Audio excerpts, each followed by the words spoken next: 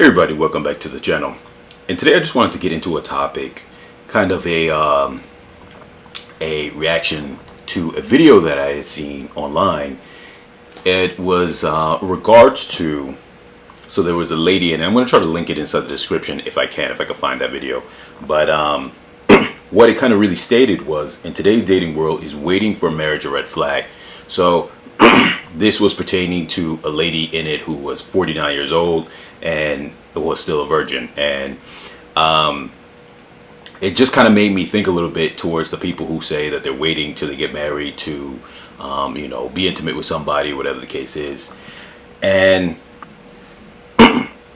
so my thoughts when it came to that and seeing that, because a lot of people in the comments had a bunch of different thoughts on the subject and whatnot.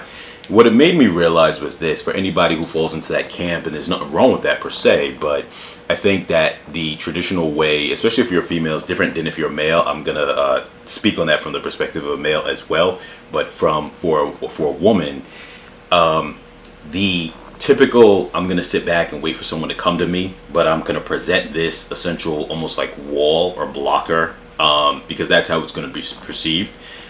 Is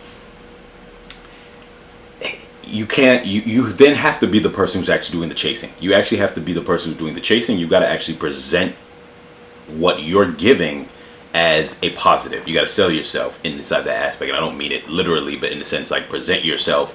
What are the things that make this situation positive, that someone's going to come to it? Because what was interesting is that in that video, though, you had the crowd saying all this stuff to try to be positive in terms of saying, oh yeah, that's great, that's this and that, and those are the things that people always say in society to make it sound like, they don't want to sound like a bad person and say, oh, what are you doing, that's crazy, this and that. But from the perspective of the market of who would be choosing a person like that, especially in this case, this person was older, but even if we're looking at it from someone who's younger, even if you were in, like, say, your young 20s and you had that mentality, you have to go actively and find a person. You can't have that mindset of, I'm going to sit back and whoever talks to me, whoever's brave enough to talk to me is the only people I'm going to entertain. If someone doesn't talk to me, I'm not going to. Because what you're going to find then is the only people who are going to approach you willing to try to break that barrier is going to be people who are trying to... if you're young, they're just trying to get through it, most likely, and they're going to try to sift through it just to kind of get what they want. And then once they get what they want, they're not going to be what they were all cracked up to be. And this really just comes down to the dynamic of the ones that you would want to speak to you in that case normally are not the type, the good ones are not going to be the type to really approach.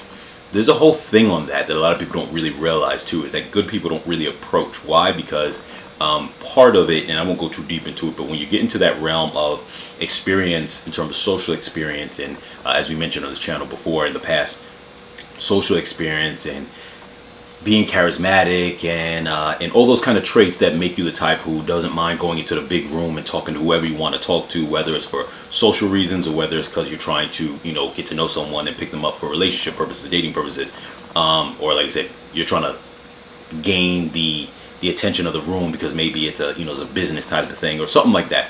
The point is that type of person is not created by being the type who, how should I say, they're gonna usually be very they're not going to be the shy type, obviously, but they're also going to be the type who's had a lot of experience, and they're not going to be the type who's received a lot of negative experience in return, or say rejection, in their ability to kind of navigate a room or talk to an individual person, whatever the case is. And 9 times out of 10, that means that person has a lot of options.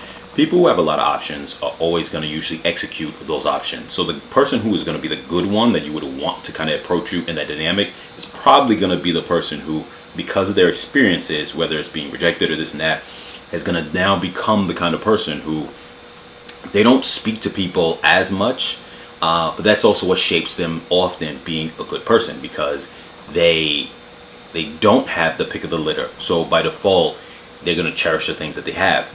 People who have abundance usually don't cherish the things that they have. People who have very little will cherish what they have. It's just part of the dynamics of just human nature, or living creatures' nature in general.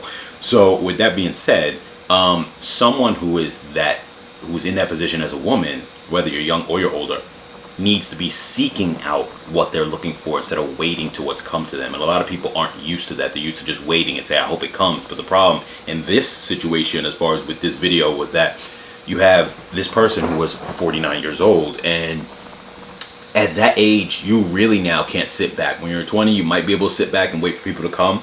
I wouldn't recommend it, but you might be able to get away with it to some degree.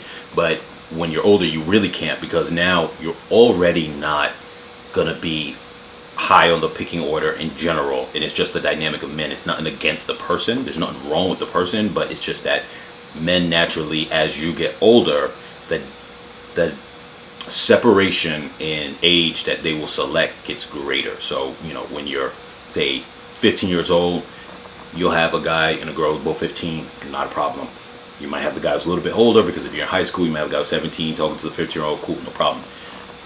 20s, you could both be 20, but generally you start having it where like the 20-year-old female is looking at maybe the 25-year-old guy, so on and so forth. But once you hit around the age of, like, say, 35 and up, you're going to probably have that difference of the age gap be at least 5 years or greater.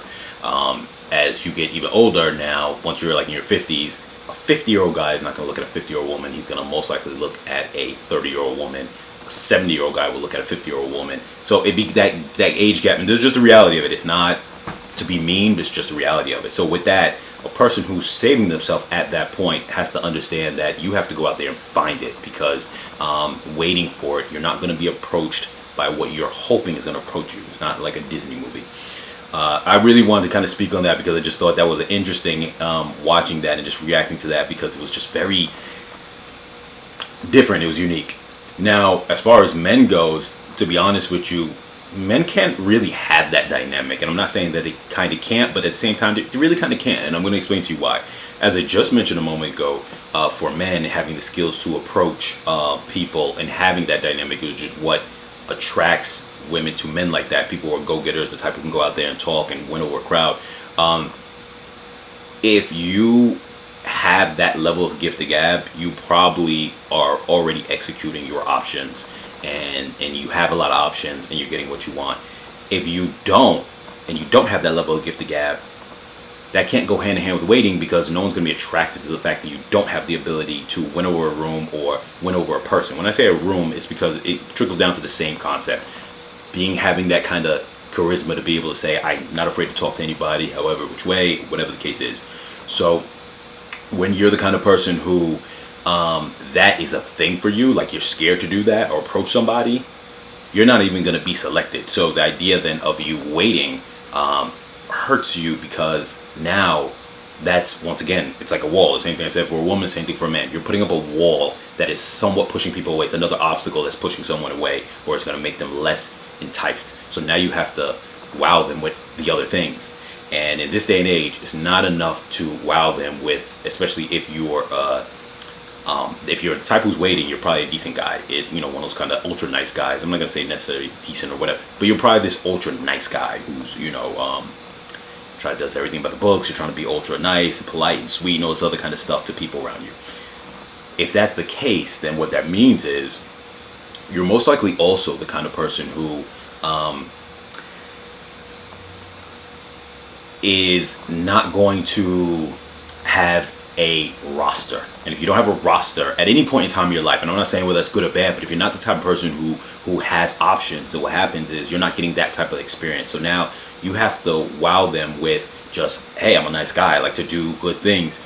A lot of people are not interested in that. Just being honest in the real world, they're not interested in that. Not interested that you're a nice guy, because if that is the case, there's always more. A lot of people don't realize there's more nice guys, good guys, than there are the ones who are bad. Or when I say bad, I just mean in terms of for typical dynamic relationship. And they don't have to necessarily be bad people, but they might be the type who's like, I don't want to settle down. That might be bad for another individual. And when you have that kind of person who is their whole slate looks very clean, they're going to be the kind of person that others are not. As far as a man, they're not going to be really attracted to that. Women are not really going to be attracted to that. So now the options that you have to attract to someone are limited. And if you're not experienced as far as more experience with women, that's going to be the thing that really attracts. So like that's just something that I don't think men can even do. It's not really an option it just is what it is. But that's just my thoughts. But anyway, like I said, I was just really found that very interesting, that video, and just wanted to kind of really comment on it.